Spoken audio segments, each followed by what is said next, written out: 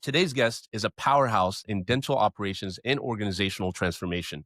Matthew Hernandez, Director of Operations at Mukilteo Dental Center and a seasoned leader with over 25 years spanning dental operations, multi-site management, M&A advisory, leadership coaching, and dental SaaS innovation. Guy's done quite a bit in his lifetime. Matthew's career bridges every dimension of dentistry, from practice management and workflow engineering to private equity integration and technology implementation, giving him the rare ability to connect clinical excellence with operational precision. As principal dental M&A advisor with AMIVA Equity Partners and founder at Seraph Dental Management, he's guided countless practices through growth, transition, and modernization. While his work as president of One Click Referral helped pioneer collaborative dental SaaS solutions, Matthew leads performance, culture, technology adoption, and strategic operations across thriving multi-specialty environments dedicated to world-class care and community impact. Welcome to Dental Tech Talk. Really thrilled to have you today. How are you doing, Matthew? Doing great. I appreciate you guys having me on. Absolutely. It's a pleasure. You've had quite an interesting journey. How did it start? You've served nearly every operational and strategic seat in dentistry. I know we spoke offline. You said your family came from dentistry as well. But what early experiences really shaped your philosophy for building scalable people first organizations? But more importantly, what really drew you into dentistry, coming from M&A and all these different backgrounds? Yeah, so dentistry for me is literally in my blood. I grew up in it. I was in my grandfather's laboratory back in Texas, and then my dad was working for his grandfather, or his dad rather. And it was a family thing. My grandfather had a practice in Texas, and then my dad had multiple practices. He ended up creating a multi-network enterprise, and then DSO, I think, wasn't really the big thing at the time. That's when Heartland and Gentle Dental, Aspen Dental, all these guys were starting to take shape.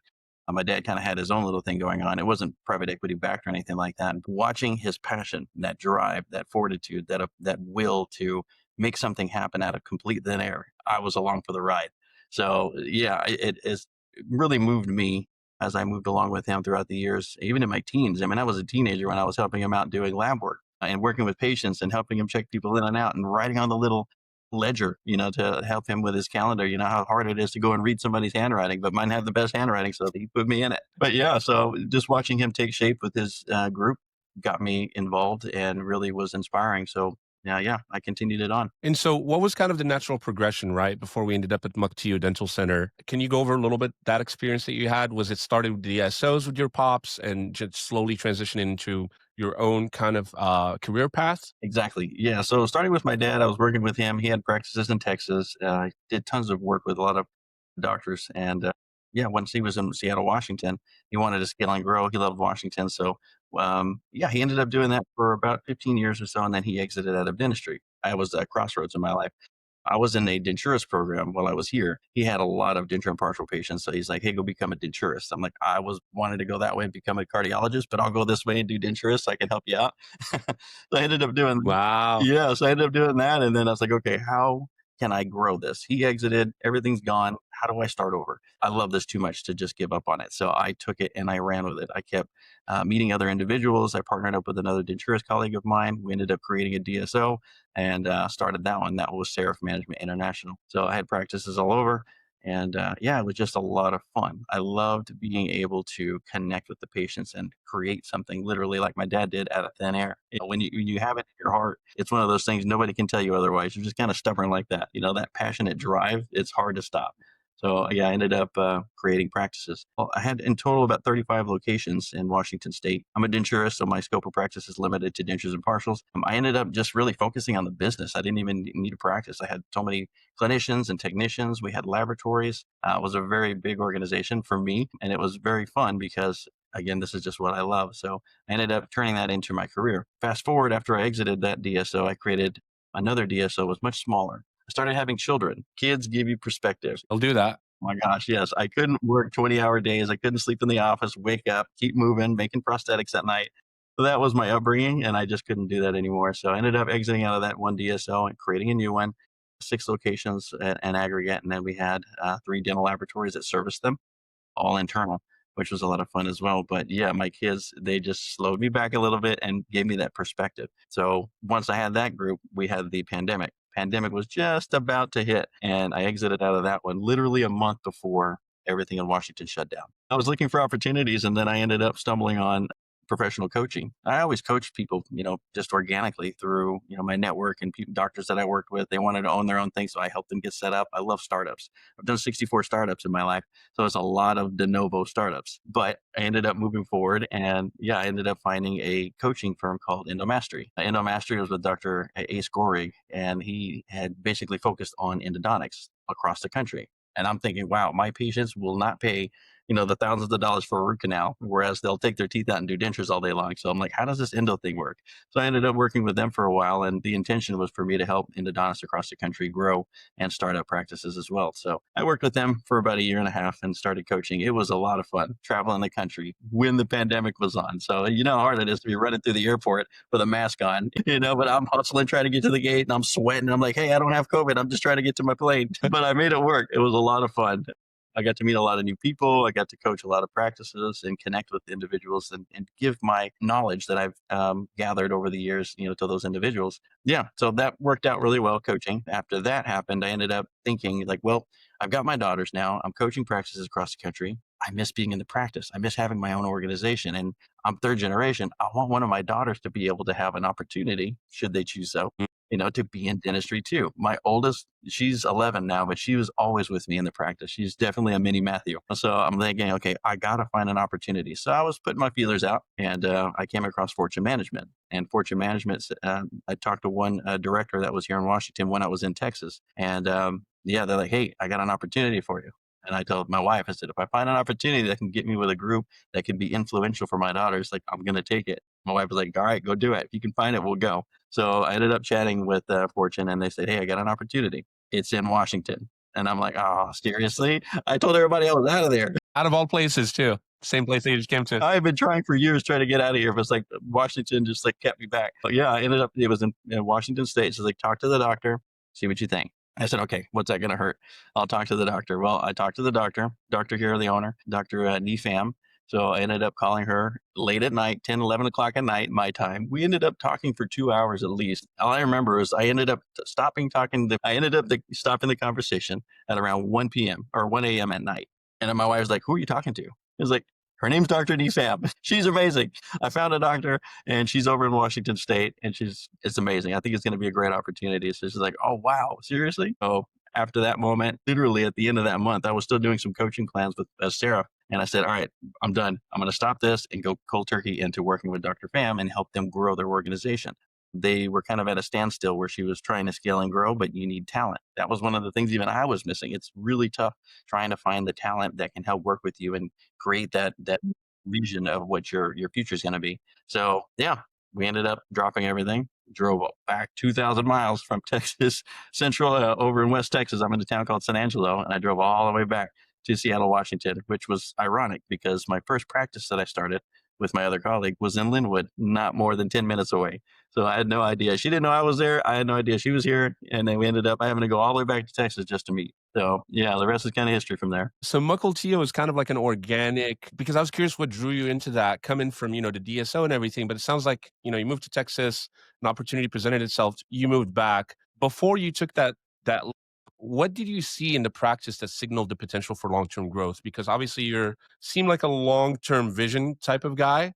Everything you do is really looking long-term. I know you want to be in the practice, but what did you see that really kind of got you excited about it? The main part was Dr. Pham. Literally, when I talked to her on the phone, she had a way about her, right? She's very articulate. She knows exactly what she wants. She's tried things that just didn't work. They were missing a piece of their pie. For me, I felt I could fill that role. There was basically an amicable understanding that she knew I knew how to get there. I had the background, I had the track record, and I had the capability to get her where she needed to go. And for me, the biggest issue when I had my group was parking. And that's a weird segue to say after we're talking about an emotional segue right here. Parking, necessary square footage to scale was always an issue, right? You can start a practice and have 2,000 square feet and have 3-4 parking spots. It's Washington. You might even have 2, and that's about it. People are going to have to park down the block to come get you. So one of the things I asked her, I was like, what are you working with? She's like, well, I have a 30,000 square foot building. My jaw dropped. I'm like, whoa, okay, you got room to scale. And you're the only one in there. It's like, yep, that's the building I'm in right now. And I said, what about parking? parking, is that an issue for you? He's like, Matthew, I've got a couple hundred parking spots and it's just us here. I'm like, oh, wow, this is perfect. I didn't even know this stuff existed in Western Right. Washington. Yeah. So once Wow. that happened, I'm like, okay, that sounds good. You know where you're going. You and I jive really well. You know what you want. You know how I run things and how I work with team members. I've got my track record. You've got the square footage. You've got the parking. Let's make it happen. Oh, the rest is kind of history from there. That's great. Yeah. Thanks for that story, and exciting to hear about how you got to where you are today. But, in all your years in M&A advisory, has it influenced the way you approach multi-site operations and performance optimization being in a new area? Yeah, it has actually. Being an M&A, it's one of those fields where you're dealing with doctors that are across the board. There's really no sort of doctors that I'm ever working with that, they're young or they're older, they're ready to exit. It could be anything from a doctor that started and they're trying to exit because they've been at it for a year, but they thought they could make it work so much easier. They didn't realize all the back end business of dentistry elements that they had to take on. And then I'm coming across other doctors that have been at it for 25, 30 years, and they're trying to exit or partner. Sometimes they're just looking for a capital partner to help them grow. So yeah, it's taught me a lot. And that's always a plus. Like even growing up with my dad, just kind of segueing back to that, I learned a lot from prosthetic patients. Prosthetic patients are generally geriatrics, right? So I learned from their lessons in life. Just like M&A, I'm learning from their life lessons, and I'm able to take that information back to what it is that I'm doing, which in this case is MDC, and I can make sure that our systems, our policies, and our work-life environment is sustainable. That's the key. If it's not a sustainable work-life environment, your turnover is going to be through the roof. And yeah, so that I take a lot of pride in being able to work with doctors across the country like that. Which is interesting coming from the guy that used to sleep at the office and work 20 hours a day. Yeah, exactly. Well, that's the thing. It's like I tell my children, do as I say, not as I do. Yeah, exactly. Yeah, Great yeah. advice. Yeah. Matt, you've built systems and coached teams, integrated technology across practice environments. Are there any leadership lessons that prove true regardless of the practice size? Yeah, a lot of what happens in a practice, it really relies on leadership, right? So are you a good leader or are you not? I'm really one of those servant leaders. I know that's kind of a new catchphrase I think that's been going around, but servant leadership for me is core. There's really no one person that's more important than another. Taking people's opinions and morphing that into what you need so you can support the team allows them to feel like they're a part of the company. That's one of the things I take pride in here when I interview people, and I let them know, it's like we have weekly meetings, management meetings, leadership meetings, and if something's not working, we change it. This all came from my stubbornness and being a West Texan back in the day, because before it was my way or the highway. I learned that from my dad. Matthew said, "Dad, my dad said this, you do it." But Matthew said, we got to do it, whether it's right or wrong. We're going that way. Now I'm a little older, got a little more gray down here, and I'm much more humble. And I understand that no one person's ever going to be correct. So if you have your own sequence of team members, right? You've got a management team. We've got 4 people here, myself, Dr. Pham, Dr. Morris, and Philip. He's our director of HR. We run things through each other, and we always make sure that what we're doing is the correct direction for the company, and it allows things to just sail super smooth. A mentor of mine years ago told me something that really stuck with me. It's as a leader or as a CEO, or if you have a team, your job is to facilitate your team's job. So your whole role really is what can I do to make their jobs easier and provide them with the proper tools, training, systems in place for them to really excel at what they do. And that really stuck with me. And I think it's a great way to lead. Absolutely. Completely agree. Yeah. And for NDC, you guys are known for deeply investing in community, care, and culture. How do you balance operational excellence while maintaining an authentic patient-centered mission, right? Because I'm sure there's got to be usually a give. You can't just have it all in life. I've learned, can't have your cake and eat it too. So how do you manage to balance the two? We like our cake and eating it too. That's awesome. I love it too. Yeah, we all We love that. can. Yeah, right. It's just hard. Well, investing in the community and our culture here is at the forefront. This is what Dr. Pham has started up decades ago. She's been in Mukilteo for decades. The whole community knows who she is. She's very vested in taking care of people, extremely well known. She even works at UW Dental School over there volunteering. I mean, she's just a powerhouse at taking care of people, and it shows, especially with our patients that we have. We have thousands of patients that come into this practice every year. And yeah, I think we're up to almost 11,000 patients in here, which is great for one location. This is outstanding. So yeah, now Well, try. you do have a castle going on there, 30,000 Do you have square enough feet. space? Yeah. Yeah. Well, the dental part's all on the second floor, so I'm hoping to scale. We got room to grow. But yeah, Yeah. it's amazing. And as far as Mukilteo Dental Center, you guys offer everything from CEREC, same day crowns to laser therapy. How do you ensure all teams adopt new technologies effectively and consistently? Because you got a lot going on, sounds like, in that facility. Because you're making a lot of We it in do. house, but you're also seeing patients and you're also doing community efforts. So, how do you keep up with the tech? So tech integration is a big one, right? It's something that you have to do to stay current. But it's one of those things. I've seen it when E4D was going on, and then you got CEREC competing, for market space. Um, I've seen doctors put these amazing tools in their practice. They sit there collecting dust. They were never really ready to go to change the dynamic of how they practice dentistry. So when they gave it a shot, they tested a little bit, they dabbled. They weren't ready to do it. Thankfully, here at the office when I got here, there was already a prime scan, which was great. They used it, but not as much as they probably should have. Me, with my background, I was a lab technician for years. I made well over 100,000 restorations, the dentures and partials and crown and bridge. That's just my background. So when I heard they got a prime scan, I was excited. I'm like, what prime scan? This is amazing. We're missing some pieces though. Let's get the mill, let's get the furnace. So typical Texan, I'm ready to rock anytime. But yeah, we had to have a plan of how we were going to incorporate that into the fabric of what NPC currently is. The best part of MDC, which allows us to use this kind of CEREC's technology, is what they focus on is crowns, fillings, and hygiene. That's it. Everything else is sent out. It allows them to really focus on the experience and take care of bread and butter dentistry consistently, which is precisely why we see around 90 to 120 patients a day. That's a lot for one location, right? And it's privately owned. So yeah, since we are able to really focus on our patients, take the time, and the current technology is what it is, we can mill a zirconia crown and center it in less than 15 minutes. That's unheard of. Wow. Yeah. So because of that, and because our team is advanced and they're scaling, they're growing, we got new people coming in all the time.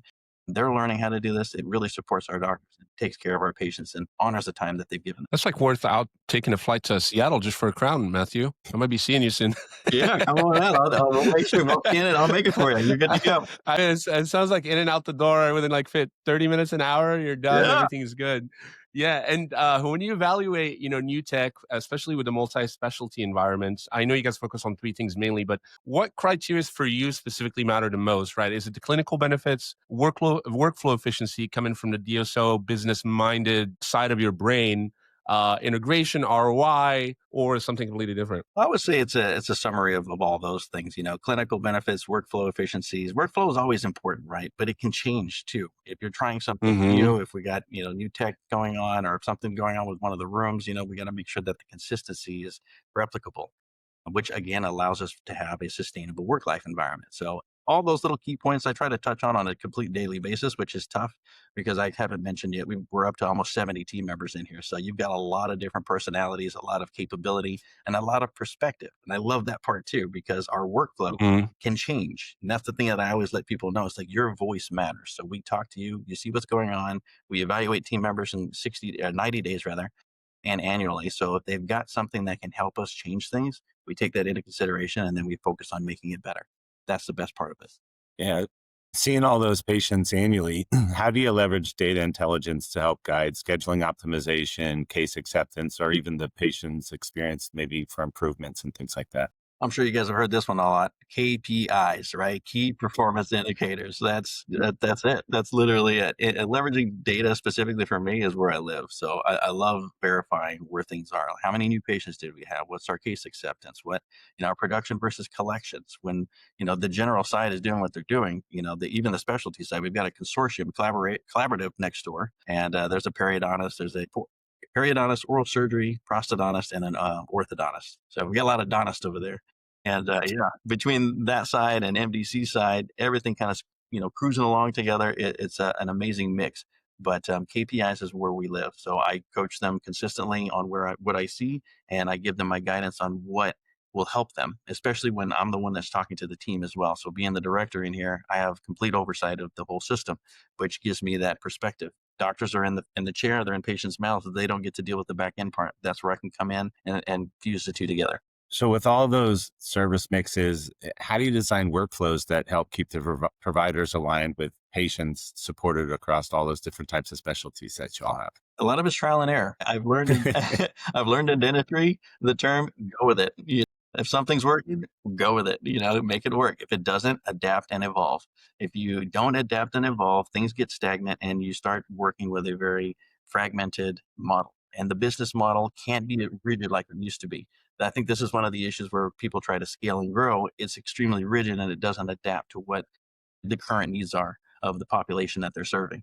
So for us, pure adapting and evolving, we make things happen and we get it to where it's just right. That's amazing. And speaking of adapting, well, two-part question, actually. I'll start with the first one. Anybody that's been listening to the podcast knows I'm very bullish on AI. Do you see an impact from the tech side or a future impact in terms of AI impacting how you guys are operating more on the manufacturing side, not so much on the workflow side, because the workflow side we've covered a lot on the podcast, but just curious as into your opinion in regards to that. Like, do you see some things coming down the pipeline that are using AI they'll turn that 15 minutes into a 5-minute process, perhaps? I would say the prime scan that we're using right now has some AI elements built into it, which allows us to scan a tooth and it morphs that tooth into a proposal, right? That's amazing. To me, That's a lot of time saving right there. it is, but Yeah. it's also for a previous technician, right? I'm looking at this going, wow, I used to take this little thing right here and turn it into this crown, and it took me an hour just to get to that point, and this did that in seconds. So it's tremendous. Yeah, and I can totally see that getting better. Even moving into the future with dealing with, aligners, we've got a prime print system here as well, so we can print dentures in part. We can do print dentures. We can make night guards. We can make surgical guides. There's so much that we can do. We actually make our own night guards in here as well, which is a lot of fun. But getting that to where AI can help us with that one, because the in-lab system that we're using doesn't give us that proposal like the CEREC system does. So if in-lab can get to that point with that printing system, the sky's the limit at that, moving forward. Absolutely. Speaking of technologies, what strategies have you used to reduce complexity and to help your teams adopt new technologies? One common theme with most guests that we have, when you have a new tech coming down the pipeline, a new system, people are always hesitant and resistant to change. So as a leader, how do you approach that? Do you drive with value first? Hey, this is what this can do for you. And then we're doing this for us, or how do you approach that with your team? So from my point of view, it's a little different because I have clinical background, right? So I understand how that works. So a lot of the times, like when we had the CEREC system and we brought on the prime mill and we have, the furnace in there, it was to everybody, it was like, oh my gosh, this is awesome, but we have no clue what to do. And for me, I'm like, yeah, I got it. So I took it upon myself to go in there and embrace it myself, get it done, learn how to use it, do a couple myself, and then guide them.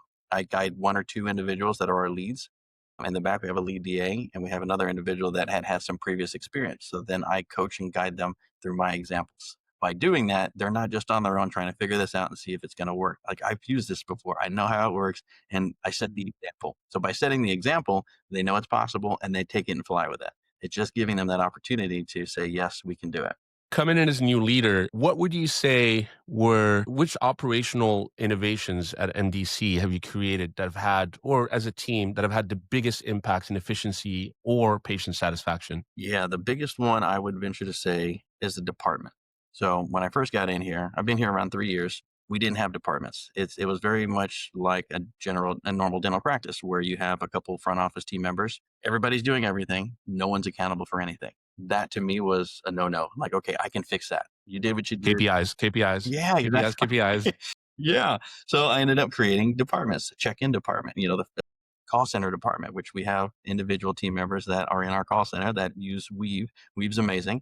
And they're able to answer our calls, right? Then I have another person in the back, front office lead, right? She can manage these team members. We have PCCs, patient care coordinators. So everyone's a front office admin, but they need to be educated enough to fill a role. And when they do that role at this volume, it becomes more sustainable. Now we also know who to talk to if something's not working. Then the KPIs can be formed. Whereas before you have KPIs at them, but it's this big hodgepodge of individuals. You have really no idea one person who you can. No accountability as well. Yeah, exactly. You can't grow and move that needle. So since we've done that and we've added a walkie system, again, the office upstairs is around almost 11,000 square feet. So there's a lot of square footage. So we use these walkie systems. We can ask each other what's going on, private conversations, so we don't tie up the line. Between those two, it changed everything in here for the better. I have to ask, do you have scooters in the office or no? I just got recently told, Matthew, you need a Segway. You were running around here all the time. I would take it. Yeah, totally. Right? You should add that to the Yeah, list. yeah. I'll ask Heather. Yeah, I love your passion. I really respect your style of leadership and really appreciate it. It aligns a lot with like my philosophies in life and how to like really lead teams. What does a well-built dental leadership pipeline look like in a modern day practice to you? And I know this is like a whole podcast on its own, especially you come in from leadership side and coaching. But just if you can give us a high level for anyone listening that is building, what does that look like? Ideally, you want to adapt and evolve and grow as you need it. In the beginning, if you're starting a practice with one doctor, one front office, and one DA, you don't necessarily need a director. You don't need a hygiene director, an HR director. You don't need any of that. You don't even need a clinical officer. It's just having to grow when you need something, but identify it. One thing I think individuals tend to forget is there are individuals out there. There are coaches, there's consultants that can guide you through the process. We've lived this stuff for decades. You don't have to do it alone. Even when I was doing this stuff, in my mind, I was so laser focused on get through the day, put more money in the bank. I got to pay bills. Boom, boom, boom, 24 hours. I never even really thought when I ran into a problem, I could even go ask for help. In my mind, I'm like tunnel visions. To the viewers out there, I would say ask for help. It's out there. It will be exponential in helping you basically scale and then also have what sanity you want to have left, because otherwise you're going to be trying to figure it out on your own and it's just not going to be a fun journey. And dentistry is so rewarding, but you need to team up with the right people. And then as dentistry, it becomes more tech enabled. Where do you see the greatest opportunities for practice to show growth in, without technically losing their identity of who they are today? Yeah, I think it really depends on your model. It depends on what market you're serving. So you can really get high level tech incorporated into your company, like AI, for example. I love AI. I think it's an amazing shift in what we're currently working with.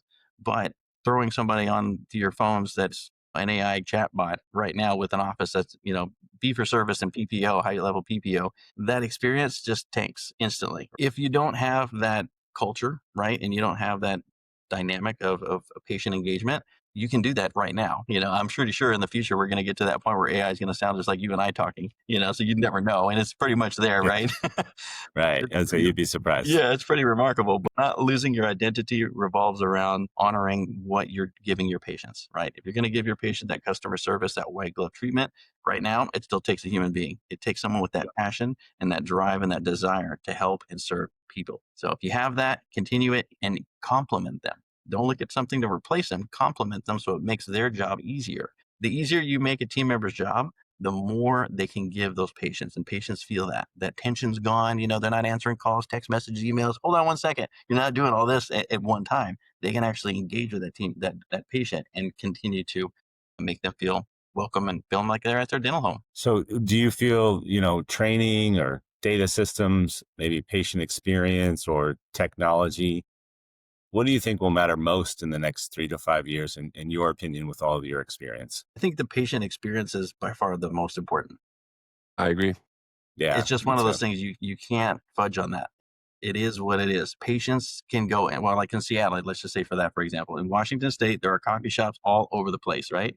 And what's even ironic, there's dental practices all over the place, just right behind that Starbucks. What sets anyone apart from anyone else is the experience. What are you doing for your patients? Are you honoring their birthday when they come in? Are you talking to them about their family members? Are you helping them get that appointment scheduled? Are you on point with that flow when they come in, right? Because the business of dentistry and the clinical practice of dentistry are two separate things. If you master both of those, that experience is absolutely at the top.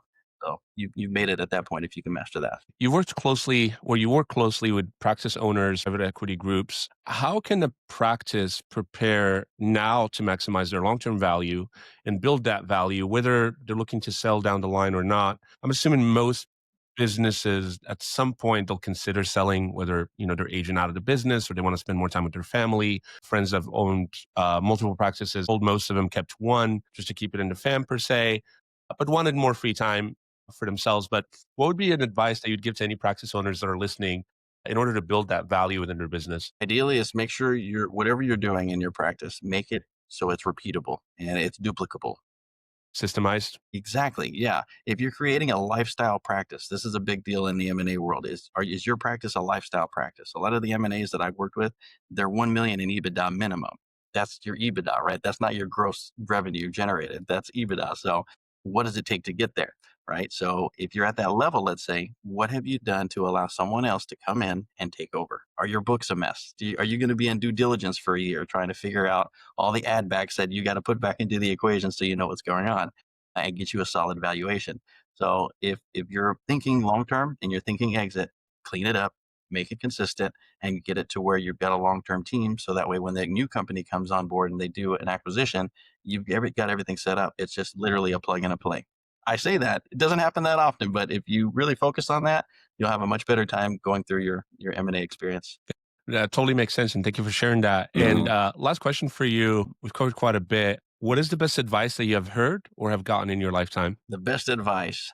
Well, one thing I would say to a lot of people, including doctors, even people that are thinking to start something on your own, I would say forget what people think about you, right? Don't worry about it. Do what makes you happy. If what makes you happy is to scale and grow and own that practice, go get it. Don't let other people tell you otherwise. So I learned that later on in life. In the beginning, it was really rough. And then as I started to grow older and have my own group, I started believing more in myself. And before I knew it, wow, it was like this whole other world opened up for me. So believe in yourself and don't worry about what other people think. You can make it happen. Just believe in yourself. I'll take it. Yeah. And That's really good I advice. thought you were going to say home is where you are. That's true too. That too. That's true too. That as well. Last question for you, Matthew. Where do you see yourself going? How big are you going with this journey and this venture that you're currently in? And how do you see it evolving? How do you envision it in 2, 5 years? Where do you see it? Do you see it as a 200,000 square foot warehouse with a lot of segues moving around? Or, yeah, what do you see? Yeah, I mean, personally for me, I just want to leave dentistry in a better position than what I found it. That's what I always think. Preparing it for the next generation. Again, if one of my daughters can pick it up, Dr. Fam's got 3 daughters as well. I got 3 daughters. So one of our daughters pick it up and take it and do something with it. Outstanding. But for me, my passionate goal is to take this as a model and duplicate it, put it in other major metropolitan areas and grow it, create that system that patients can go to one location, one 30,000 square foot building and get what they It's incredible. Yeah, that to me, I would be so happy. That's amazing. Like it. I love it. And really, we'll be rooting for you on that mission. I think it's amazing. I mean, we need one here in LA. I live in LA. It'd be awesome to just go into one place 15 minutes out. Sure. Like I said, people will fly out to you just for that. But yeah, Matthew, it's been a pleasure having you today. Learned so much talking to you. A really incredible style of leadership. Love what you're doing. Where can people find you? Anybody that's in Seattle, maybe they want to pop in an MDC, check it out. Or if anybody wants to reach out to you for coaching, where can people find you? Yeah, you can look me up on my LinkedIn, just Matthew Hernandez. You can type in Mukilteo Dental Center. You'll find me on my LinkedIn. It's got everything I've done in my past. If you ever got questions, you can message me through there. If you want to stop by, I'd love to give you a tour. I'm the tour guy around here. So if you want to come check out the practice, Awesome. we're over in Mukilteo, Washington. Just let us know. Amazing. Well, thank you so much for joining us today, Matthew, and look forward to having you again on the podcast with 2 warehouses next time. Absolutely. Absolutely. Jeffrey, Youssef, thank you so much. Cheers.